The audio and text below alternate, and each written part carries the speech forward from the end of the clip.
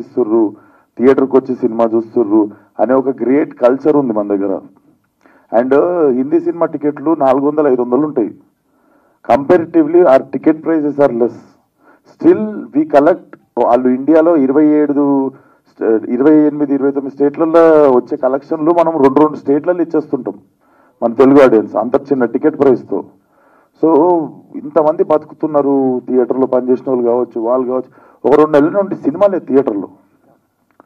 ఇప్పుడు మనం అందరం కలిసి సంతోషపడాల్సిన విషయం, ఒక సినిమా వచ్చింది, మళ్ళీ థియేటర్కి జనాలు వచ్చిర్రు, థియేటర్లకి రెవెన్యూ వచ్చింది, కొన్ని మూసేద్దామనుకుర్రు, అది ఇంత నడుస్తున్నప్పుడు ఇంకా మీరు చూడకుండానే ఇచ్చిర్రని మీరు అంటారు. అది పొద్దున్న నుండి నాకు 10 మంది చెప్పారు, అది చూడకుండా ఎందుకు ఇస్తుర్రు అనే సినిమాకి రివ్యూ అని. కొన్ని చోట్ల షో అయిపోకముందు. అండ్ కొంతమంది ఫస్ట్ హాఫ్కి ఒక రివ్యూ, సెకండ్ హాఫ్కి ఒక రివ్యూ. సెకండ్ హాఫ్ రివ్యూ రాస్తున్నప్పుడు, ఫస్ట్ హాఫ్ రాస్తున్నప్పుడు మరి సెకండ్ హాఫ్ ఎప్పుడు చూసిర్రు, పాజ్ చేసిర్రా మరి థియేటర్లో తెలియదు. సో ఇట్లా మరీ మనం అంటే మా శత్రువులు ఎక్కడో ఉండరు. సో మన ఇండస్ట్రీ ఎంత మంచిదని ఇక్కడ మనం ఆనందపడుతున్నాము, ఇంత మంచి ప్లేస్లు ఉన్నాము, ఆడియన్స్ ఇంకా థియేటర్ని ఎంకరేజ్ చేస్తున్నారని. అట్ ద సేమ్ ప్లేస్ ఇట్లాంటివి కూడా జరుగుతుంటాయి. అంటే నాకు తెలిసి మనం చేంజ్ చేయలేము అనుకుంటా. You become bigger than a problem, like I said yesterday. ప్రతి మూవీకి మరి మీరు ఇలా ఫేస్ చేయడానికి రెడీగా ఉన్నారా? మరి ఫేస్ చేయడానికి రెడీ ఉన్నానా అంటే ఇప్పుడు నేను ఏం చేయగలుగుతా, ఒక ఐడియా చెప్తే నేను ఇంప్లిమెంట్ చేస్తా అది. ఎందుకంటే అంటే అలసిపోయినాం అనుకుంటా చెప్పి, దాని బదులు చెప్పకుండా మూడు ఖరాబ్ చేసుకోకుండా డిస్ట్రిబ్యూటర్కి ఫోన్ చేస్తే 3 సెట్ అయిపోతుంది. సో అది బెస్ట్ అనుకుంటా. మీ అందరికి తెలుసు సినిమా ఎట్లా ఆడుతుందో, మీ అందరికి తెలుసు. ఇదేదో ఆడకుండా, హౌస్ఫుల్ కాకుండా, సినిమా కలెక్షన్లు రాకుండా నేను ఈయన కూర్చొని ఏదో మూమెంట్కి. యాక్చువల్గా అయితే మేము కేక్ పెట్టుకోవాలి, బయట క్రాకర్స్ కాల్చాలి.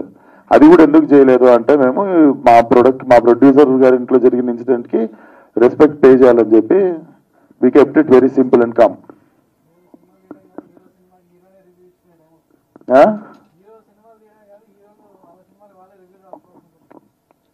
ఒకసారి పబ్లిక్ కూడా ఎప్పుడు సార్ హీరోలు సినిమాలు తీయడం కాదు, హీరో సినిమాకి హీరోనే రివ్యూ రాసుకోవాల్సిన పరిస్థితి వస్తుంది అంటున్నారు.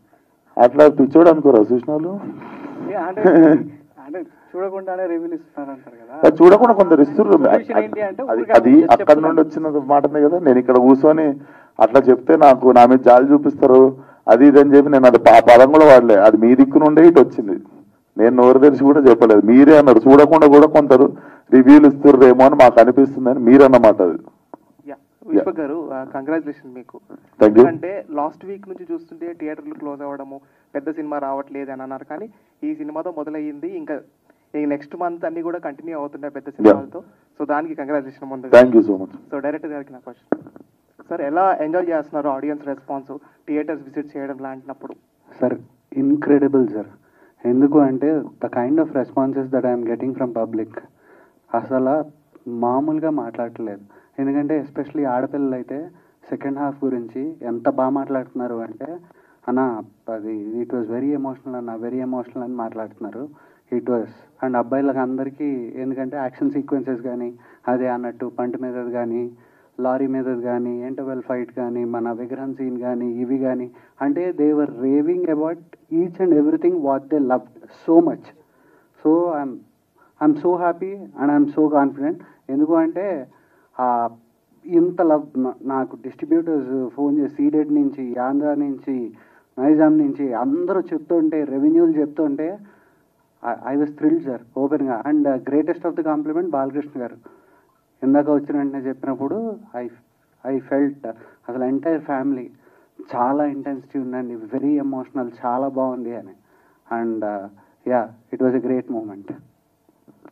షో గారు, అంటే ఇందాక రివ్యూస్ గురించి మాట్లాడుతున్నాం కదా, అంటే మరి ఏమన్నా అంటే గతంలో కూడా అన్నారు ఒక 1 వీక్ దాకా రివ్యూస్ ఇవ్వకుండా కొంత చూద్దాం అన్నట్టుగా గతంలో కొంతమంది ప్రొడ్యూసర్స్ అన్నారు.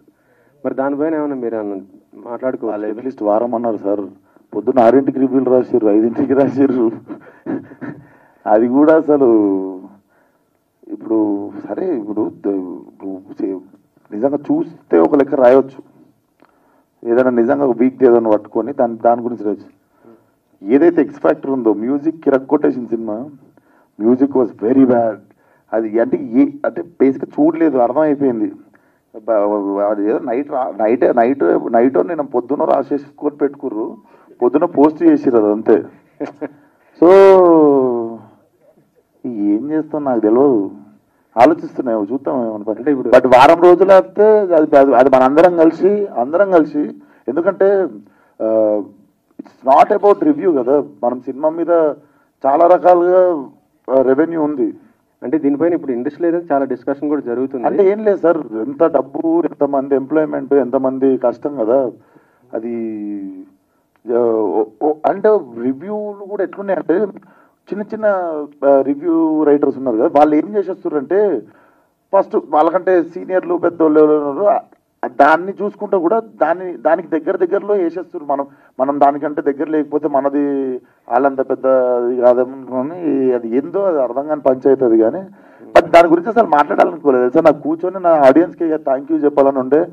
అండ్ మా సినిమాకి థియేటర్లకి 2 నెలల తర్వాత జనాలు వచ్చినందుకు మీ అందరూ కూడా అర్థం చేసుకొని పాజిటివ్గానే వచ్చినందుకు. So I just wanted to keep it very simple and లౌడ్గా ఉండొద్దు అనుకున్నాం. మా ఏదైతే ఇప్పుడు ఓ 2-3 days అన్నా అట్లీస్ట్, ఎందుకంటే మార్నింగ్ కూడా వంశన్న అందరూ వాళ్ళ అంతర్క్రియల కార్యక్రమంలో ఉండే కాబట్టి. సో అసలు పెట్టొద్దు అనుకుని లాస్ట్ మినిట్లో ఇంకా లేదు పెడదాము, ఎందుకంటే we have to thank audience first.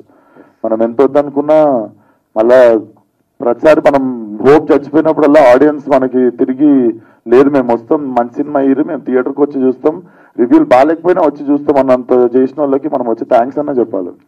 అంటే పొద్దున్న సినిమా చూసిన అంటే నేను పబ్లిక్ టాక్ తీసుకున్నా, వాళ్ళు ఏమన్నా చూసారా? చూసిన నేను క్వశ్చన్ అడుగుతా, నేను కాదు చూసిన వాళ్ళు అని చెప్తున్నాను. మీరు చూసారా? నేను చూడలేదు. మరి మీరు చూసినాక అదే టాక్ ఇది చెప్పేదేనండి. అంటే వాళ్ళు చెప్పింది ఏంటంటే గామి తర్వాత మళ్ళీ డిఫరెంట్గా చేశాడు, అంటే అదే డిఫరెంట్ అంటే దానికంటే డిఫరెంట్ అనేది వాళ్ళు చెప్పడం జరిగింది. అది సో ఇలాగే చేస్తుంటారా డిఫరెంట్గా వచ్చినప్పుడు స్టోరీస్? నాకే బోర్ కొడుతుంది సార్, నాకు ఏదైనా భయపెట్టకపోతే నేను చెయ్యాలి, నాకు భయపెట్టాలి, అప్పుడు దాన్ని ఛాలెంజ్ తీసుకుంటా.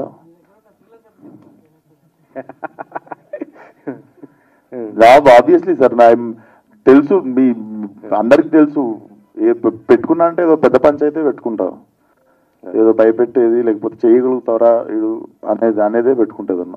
అంటే విశ్వక్ సినిమా వస్తుందంటే మాత్రం డిఫరెంట్ ఇండస్ట్రీ కాదు మొత్తం ఆడియన్స్ అందరు కూడా వెయిట్ చేస్తున్న పరిస్థితి ఉంది, అదైతే గ్యారంటీ. అది thank you so much sir. Vishwak Sen గారు, అంటే బుక్ మై షోలో అంతా నెగిటివ్ ఇస్తున్నారు, 1.1 అలా ఇస్తున్నారు. అంటే మీరు కొంచెం జెన్యున్గా ఉంటారు కాబట్టి మిమ్మల్ని ఎవరైనా కార్నర్ చేసి టార్గెట్ చేస్తున్నారు అనుకుంటున్నారా ఏంటి?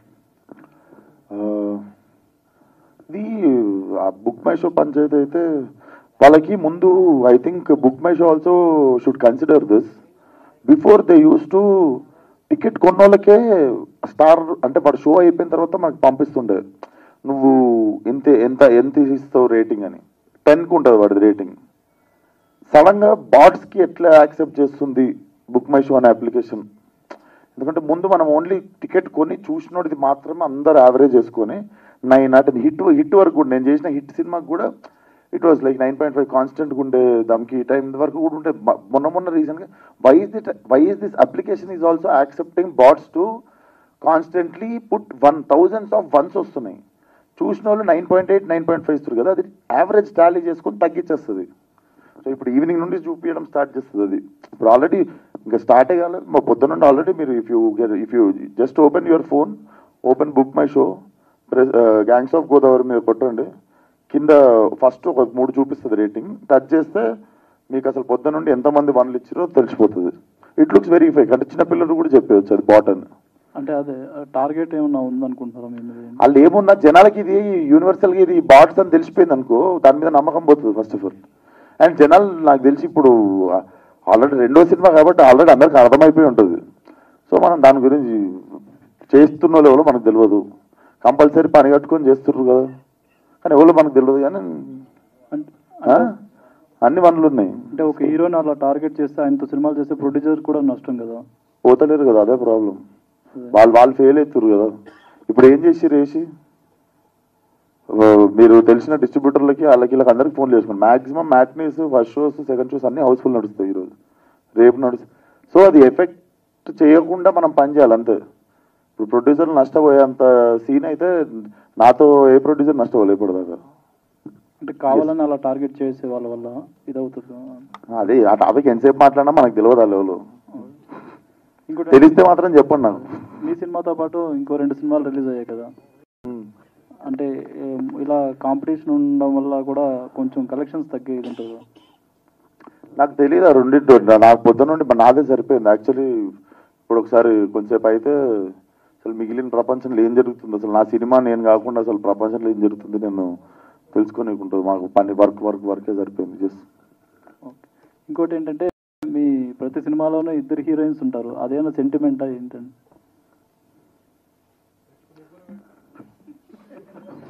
నమస్తే అన్న. సెంటిమెంట్ నేను ఆలోచిస్తున్నా అన్నిట్లోనా హిట్లో ఒకలే ఉన్నారు, హిట్ సినిమాలు ఒకలే ఉన్నారు. ఓరిదేవుడా, దమ్కి ఇలా చూసుకుంటూ పోతే చాలా సినిమాలు ఉన్నారు. బాగుంటుంది కదా చూడటానికి. గామిలో ఒకలే ఉండే, గామిలో ఉన్న ఒక్కరు కూడా హీరోయిన్ కాదు, క్యారెక్టర్ మీకు తెలుసు. ఇట్లా లాస్ట్లో మా అంటే ఒకసారి ఇట్లా అంటే అంత హీరోయిన్.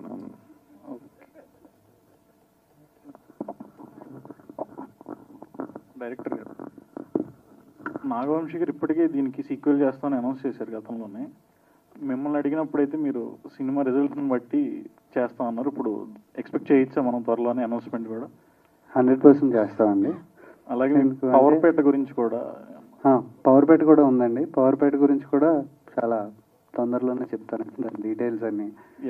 యా అండ్ యా కథ అంతా రెడీ చేయాలి కదండి. కథ అంతా అయిపోయిన తర్వాత రెడీ చేసిన తర్వాత చాలా డీటెయిల్గా దాని గురించి చెప్తాను. Yeah, thank you. Cinema lead ఇవ్వలేదు మీరు పార్ట్ 2కి, అంటే ప్రీక్వెల్ వెళ్తారా?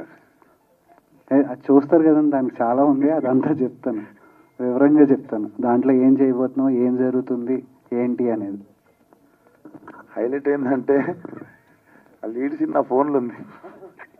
మేము జస్ట్ లాస్ట్ మూమెంట్లో ఒక టైటిల్ రిజిస్ట్రేషన్కి అటు బేసిక్గా నేను చెప్పినట్టు దీనికి 1, 2, 3 అని ఉండదండి. సో గోదావరి ఉంది కదా, గ్యాంగ్స్ ఆఫ్ గోదావరి అనేది story will be about same గా, but the place location will change. So అది మా దగ్గర టైటిల్ రైట్స్ లేకు అది ఇది అని చెప్పి ఒక రీజన్ వల్ల మేము లాస్ట్లో సపరేట్గా మీకు ఇంకోసారి ఈవెంట్ పెట్టుకుని వేద్దామని చెప్పి ఆయన ముందు.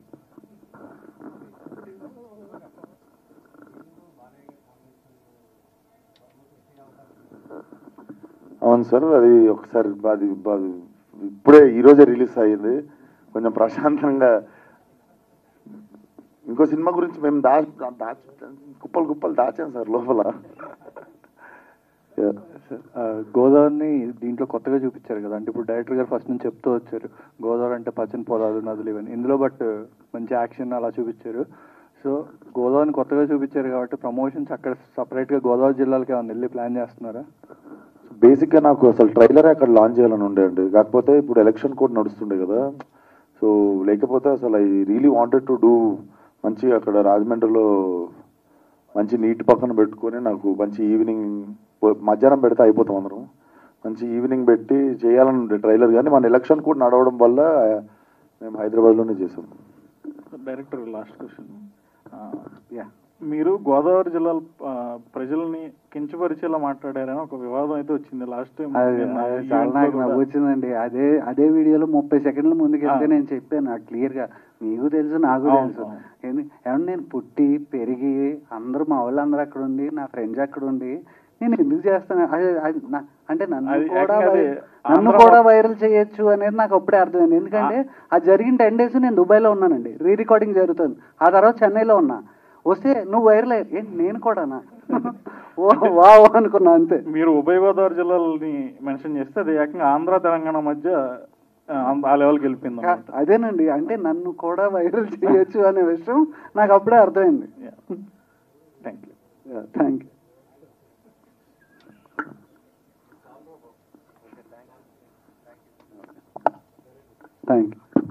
Thank you one and all. Success మీట్లో కలుద్దాం. Yes, thank you.